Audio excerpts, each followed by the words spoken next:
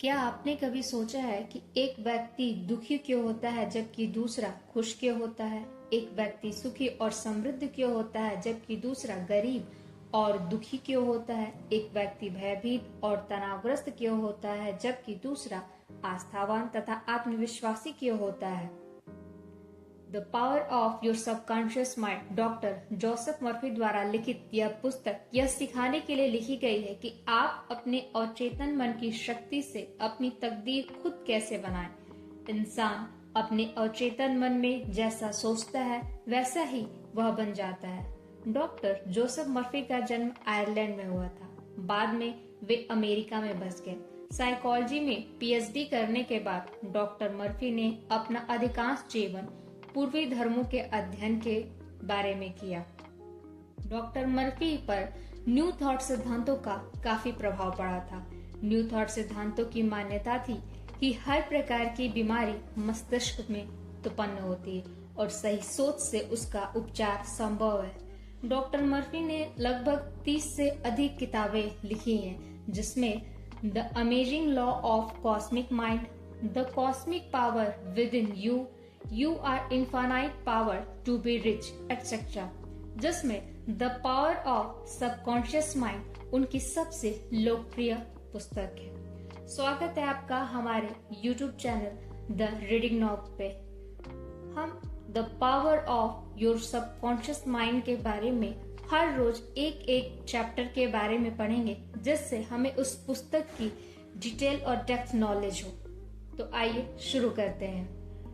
कई लोग अपनी संभावना को इसलिए नहीं जान पाते हैं क्योंकि उन्हें अपने भीतर मौजूद असीमित ज्ञान और अनंत प्रेम के भंडार का पता ही नहीं होता है, जबकि सच तो यह है कि इसमें से आप अपनी हर मनचाही चीज निकाल सकते हैं। क्या आप जानते हैं लोहे का चुंबकीय टुकड़ा अपने भार से 12 गुना अधिक वजन उठा सकता है, लेकिन अगर आप उसके चुंबकीय गुण को हटा दें तो यह एक पंख भी नहीं उठा सकता है। इसी तरह लोग भी दो तरह के होते हैं, एक वो जो चुंबकीय गुण के होते हैं, दूसरे वो जो अचुंबकीय गुण के होते हैं। जो चुंबकीय गुण के होते हैं वे आत्मविश्वासी और आस्था से भरे होते हैं। वे जानते हैं कि वे सफल होने के लिए, जीतने के लिए पैदा हुए हैं। आप चुंबकीय व्यक्ति बन सकते हैं बशर्ते आप इतिहास के सबसे बड़े रहस्य को समझ ले और उस पर अमल करने लगे। और चेतन मन की छिपी हुई शक्ति का प्रयोग करना सीखकर आप अपने जीवन में अधिक शक्ति, दौलत, सेहत, खुशी और आनंद पा सकते हैं। आपकी अवचेतन गहराइयों में सभी आवश्यक चीजों के बारे में असीमित ज्ञान, शक्ति और आपूर्ति का भंडार है। अपने अवचेतन मन की बुद्धिमानी से आप आदर्श जीवन साथी को आकर्षित कर सकते हैं, सही बिजनेस पार्टनर या सही सहयोगी को भी पा सकते हैं।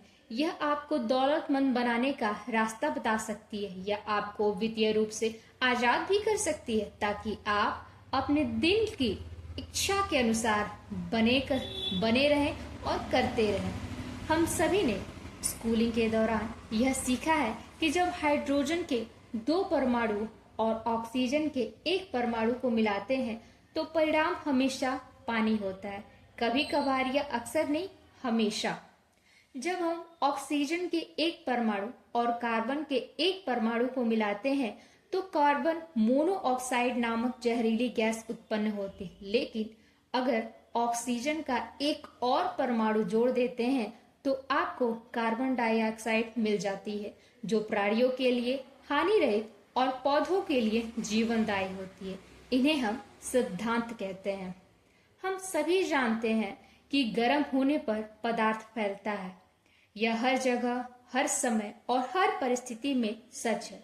अगर आप स्टील के टुकड़े को गर्म करेंगे तो यह फैलेगा, चाहे वह स्टील चीन में हो, इंग्लैंड में हो या भारत में हो।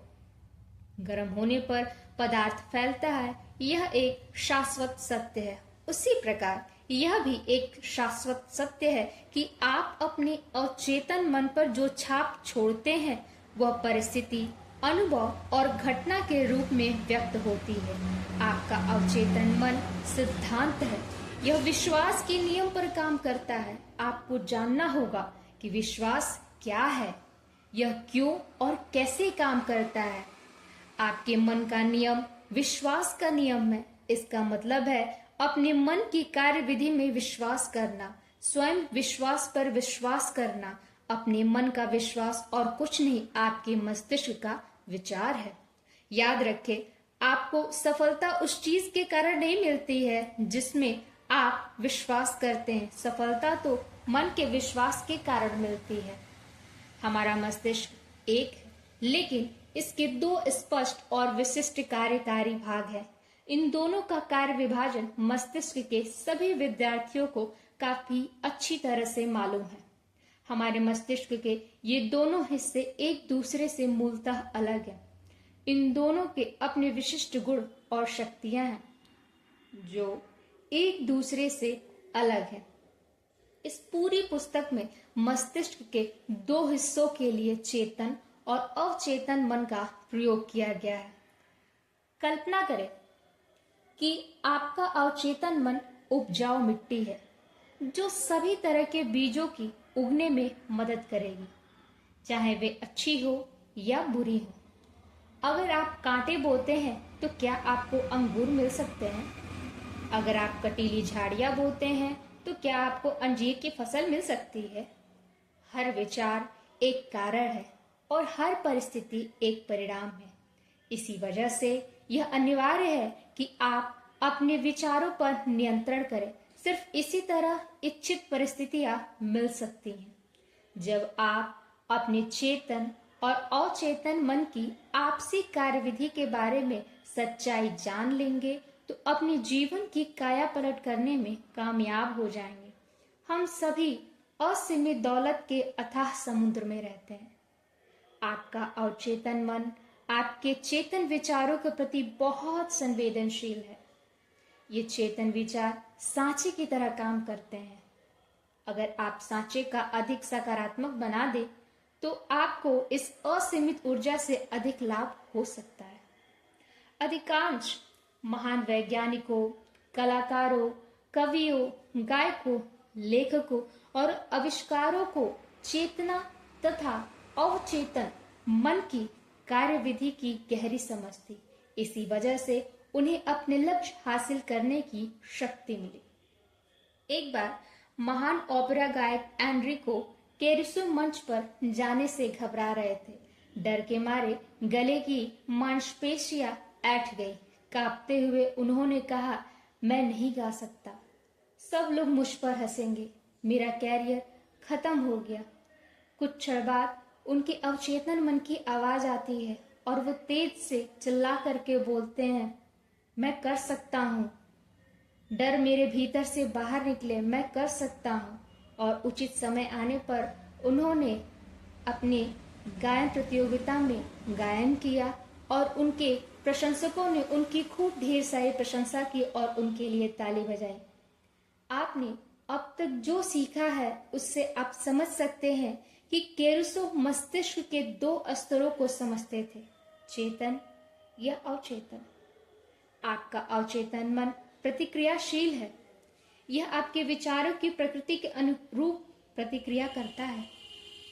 चेतन मन समुद्री जहाज का कप्तान है। वह जहाज को दिशा देता है। वह इंजन रूम के लोगों को आदेश देता है।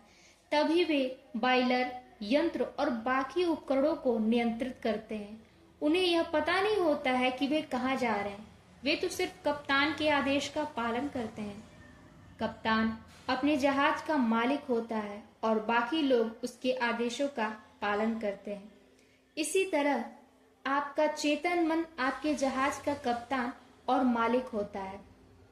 आपके शरीर, आपके परिवेश और आपसे जुड़ी सभी मामलों का चेतन मन अपने विश्वास तथा अनुमानों के आधार पर आदेश देता है और आपका अवचेतन मन चुपचाप उन आदेशों को मान लेता है। अगर आप खुद को बार बार कहें, मेरे पास इस चीज को खरीदने के लिए पैसे नहीं है, तो आपका अवचेतन मन आपकी बात मान लेता है। वह यह सुनिश्चित कर देता है कि आपके पास अपनी मनचाही चीज खरीदने के लिए पैसा नहीं है। जब तक आप यह कहते रहेंगे, मेरे पास उस कार, छुट्टियों के लिए, उस घर के लिए पैसे नहीं है, तब तक आपका अवचेतन मन आपके आदेशों का पालन करता रहेगा। आप जीवन में इन चीजों को कभी भी नहीं खरीद पाएंगे। आप सोचेंगे कि ऐसा परिस्थितियों के कारण हुआ है। उदाहरण स्वरूप मैं आपको बताना चाहूंगी कि नीना डब्लू नाम की एक युवती जो कैलिफोर्निया यूनिवर्सिटी की छात्रा थी, न्यूयॉर्क में परिवार के साथ छुट्टी मनाने जाने वाली थी। नीना एक दुकान से गुजर रही थी तो उनकी नजर सुंदर स्पेनिश लेदर बैग पर पड़ी। जब उसने उसकी कीमत देखी तो उसके मुंह से निकल गया कि यह इतना महंगा है, यह बैग तो मैं खरीद ही नहीं सकती। तभी उसे लेक्चर का वाक्य याद आया कि कभी भी नकारात्मक वाक्य को पूरा मत करो, इसे तत्काल उलटकर सकारात्मक कर दो और आपके जीवन में चमत्कार हो जाएंगे। कांच पर रखे बैग को नीना डब्लू घूरते हुए देखती है और कहती है, यह बैग मेरा है, यह बिक्री के लिए है और मैं मानसिक रूप से स्वीकार करती हूँ कि यह मुझे मिलेगा और मेरा अवचेतन मन यह सुनिश्चित करेगा कि यह मुझे अवश्य मिल जाए। उसी शाम को नीना अपने मंगेतर से डिनर पर मिली। वह रैपर में लिपटा हुआ सुंदर तोहफा लाया था। वहां पर वही लेदर बैग था जिसे उसने उसी दोपहर को देखा था और अपना मान लिया था।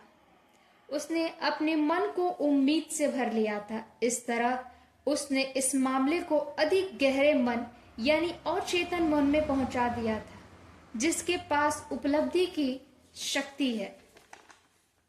अंत में बस इतना कहूंगी कि खजाना आपके भीतर है। अपनी दिली इच्छा का जवाब भीतर खोजें। अपने विचारों को बदलने आपकी तकदीर खुद ब खुद बदल जाएगी।